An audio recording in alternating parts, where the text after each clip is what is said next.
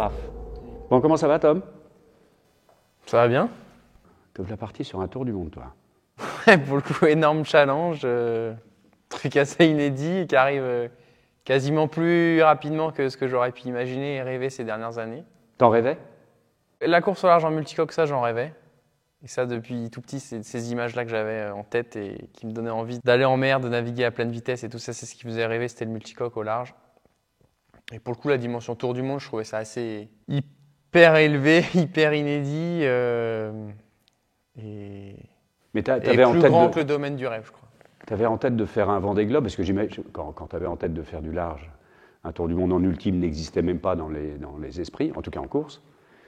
Mais c'était plutôt par un Vendée Globe ou c'était trop loin? Non, moi, mes images d'enfance, c'est toi ou c'est Encore? d'autres, c'est Vous me des dites tous images. ça.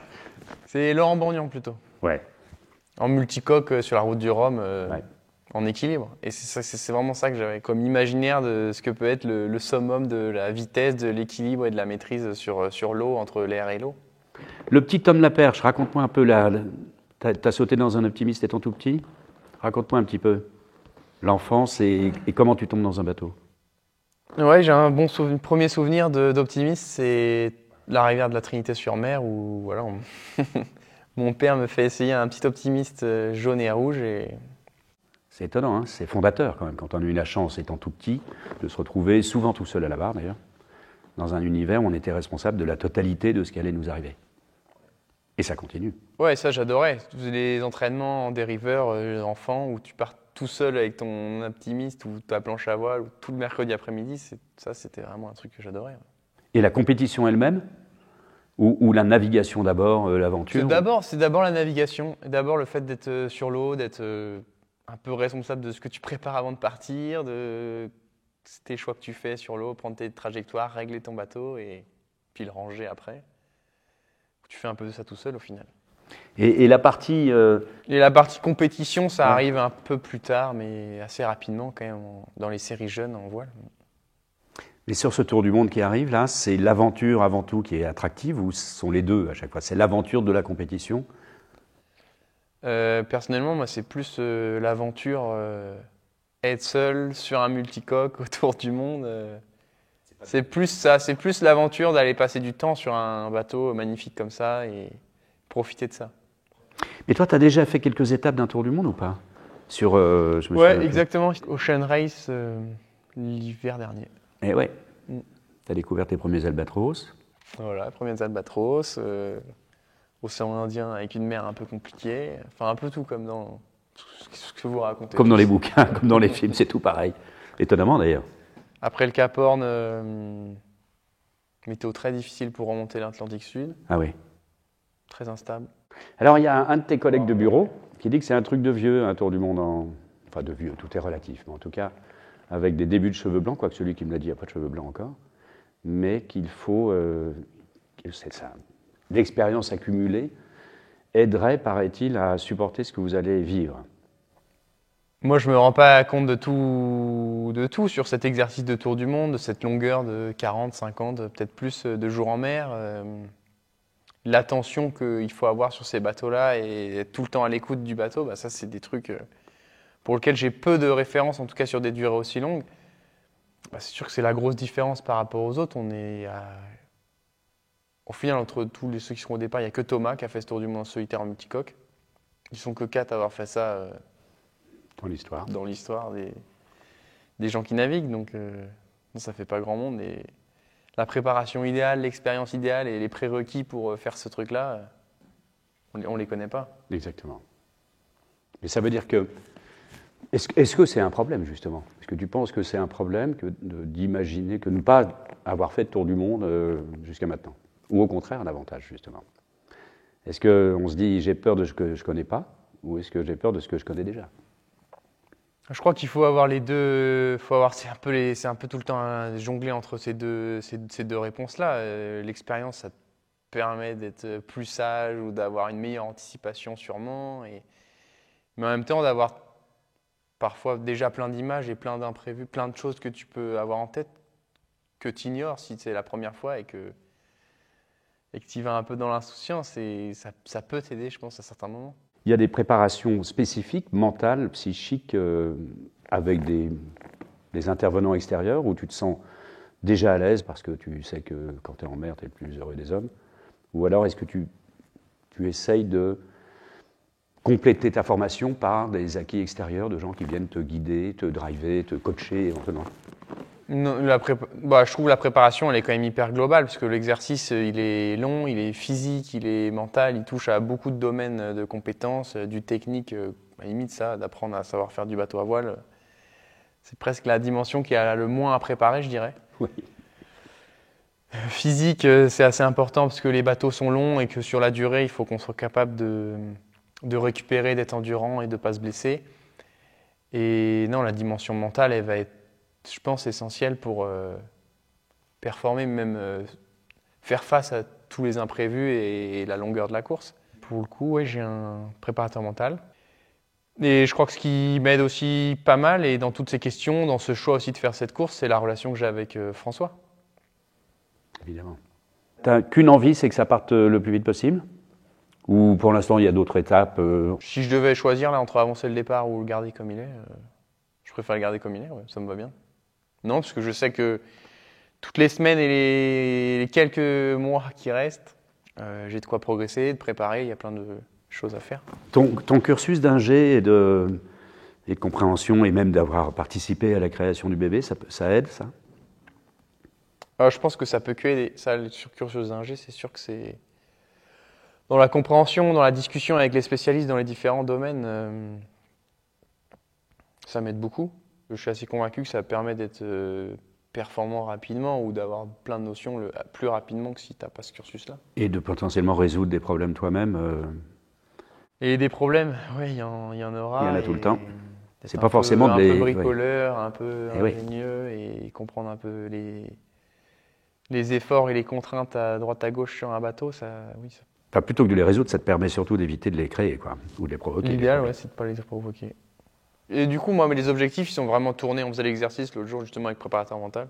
Un des trucs sur lesquels je serais le plus réceptif et qui me rendrait vraiment heureux, c'est d'avoir acquis une maîtrise sur la durée au fur et à mesure de cette course et d'être à l'arrivée d'un tour du monde. Avoir la jouissance de maîtriser parfaitement, je sais pas, mais d'avoir le sentiment que sur ce bateau, je suis à l'aise, tout est fluide, je sens les trucs. Et... Ouais. Mais tu l'as dit, de revenir meilleur que tu n'es parti, quoi. Ouais. Et la liste est longue dans ces objectifs, il y a ça, mais il y a plein de choses. Mais ça, je veux dire, c'est assez général. Après, si on va un peu plus dans les domaines, c'est faire une belle trajectoire, s'entendre bien avec l'équipe de routage, partager ça aussi. Et le résultat n'est pas... le résultat classement, sportif, le pas classement, en tête de liste. Pour moi, il est pas en tête. Non, pour moi, il est plutôt en bas de la liste. Ouais. Et si tout se coche bien, c'est qu'a le résultat, il sera génial. Oui. Mais il y a le partage avec l'équipe aussi qui est assez essentiel. De réussir à partager ça, à transposer ça, où maintenant c'est moi qui pars et voilà, que François il est la meilleure place possible pour accompagner tout ça. Et ça, je trouve ça, il y a un bel objectif qu'on arrive à créer le truc le plus complémentaire possible et voilà, qu'on soit les meilleurs là-dedans. Tu as des artifices, t'écoutes de la musique, tu lis des bouquins? Tu as le temps? Le temps, moi, je trouve qu'il passe très vite en mer. En tout cas, je suis bien et je suis pas du tout la même notion. Il me demandait. La notion du temps est complètement différente d'Ater. D'accord, ouais. Et musique, de temps en temps, mais pas très fréquemment. Vraiment quand... C'est le dernier truc pour profiter si tout est génial, quoi. C'est quoi, tout est génial? À la limite, c'est plutôt des conditions où le stress n'est pas très important, où tu peux écouter de la musique... en libérant un peu ton cerveau de la machine qui va vite, qui avance sur l'eau, tous les bruits sur lesquels il faut avoir une attention permanente, là, tu te dis que c'est un peu moins important et que tu peux écouter de la musique. Et ça arrive souvent? Et ça arrive, du coup, c'est plutôt dans des conditions où le vent est un peu moins fort. Bien sûr. Après, tu peux faire des extrêmes, hein, écouter du Mozart dans la tempête. Oui, ça tu peux le faire, tu as le choix, mais naturellement, c'est pas ce que je ferais, je pense. Non. En fait, ça arrive vachement rarement, des conditions parfaites. Parce que vous allez tellement vite, vous vous déplacez des conditions parfaites à des conditions moins bonnes, assez rapidement. Ouais. On est au boulot tout le temps. Hein. En rythme de sommeil, il y a quelque chose qui va changer par rapport à ce que tu as vu jusqu'ici? Ça, c'est vraiment nouveau aussi, hein, Ouais. cette durée de course. Je connais pas exactement le sommeil qu'il faudra. Mais pour le coup, tu as Je dirais que c'est une accumulation de sieste de 20 à 30 minutes, ça doit se faire. Je sais pas s'il faut faire plus que ça de temps en temps. Tu as travaillé ça, le sommeil aussi, par des moyens extérieurs? J'avais ou pas fait quelques enregistrements. Ah ouais. Et après, non, j'ai mes références récentes, pour le coup, par rapport à certains autres de ces années en Figaro où tu pousses quand même le sommeil. Oui, un peu, oui. Oui, mais c'est pas ce rythme-là que tu peux. Mais c'est pas ce rythme-là que tu peux tenir sur le Tour du Monde. Je pense pas. Mais je sais pas s'il faut enchaîner des siestes de. S'il faut aller dormir 2-3 heures par moment sur le Tour du Monde.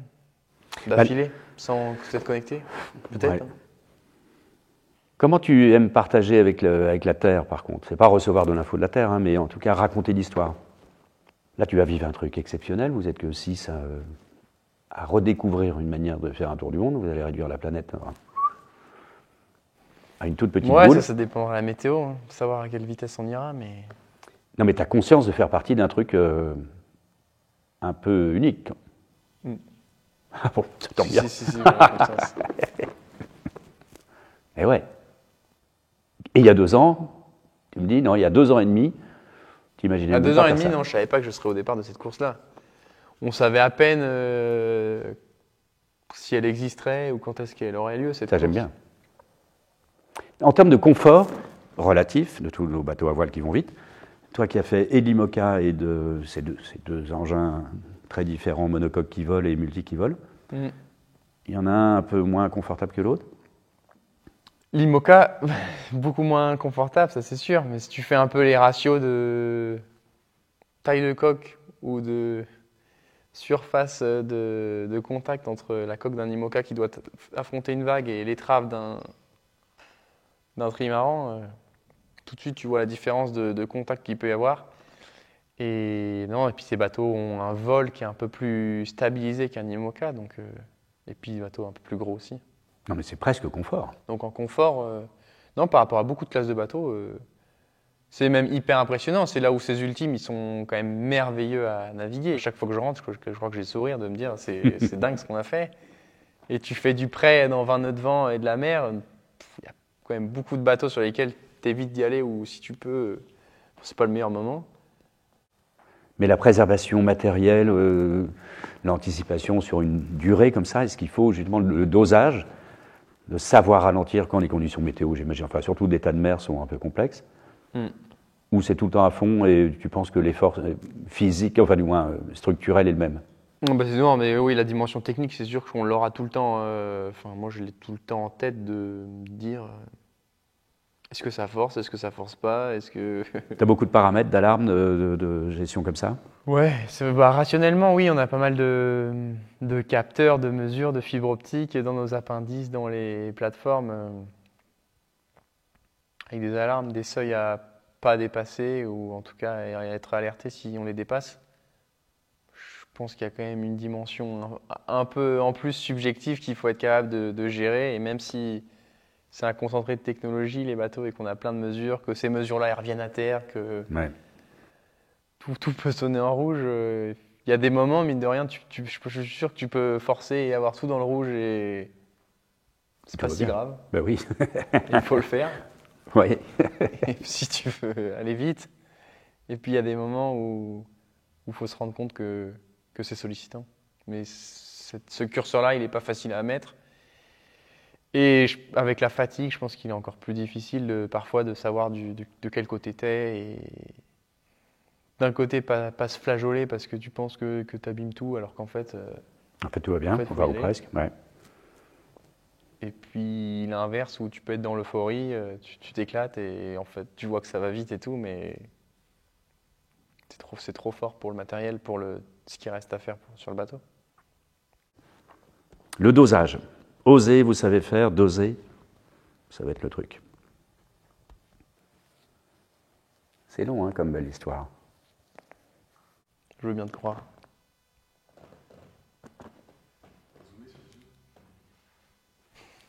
À chaque fois, on regarde les yeux de l'envie et on verra bien. Bah, mon Tom, merci. Hein. Merci à vous.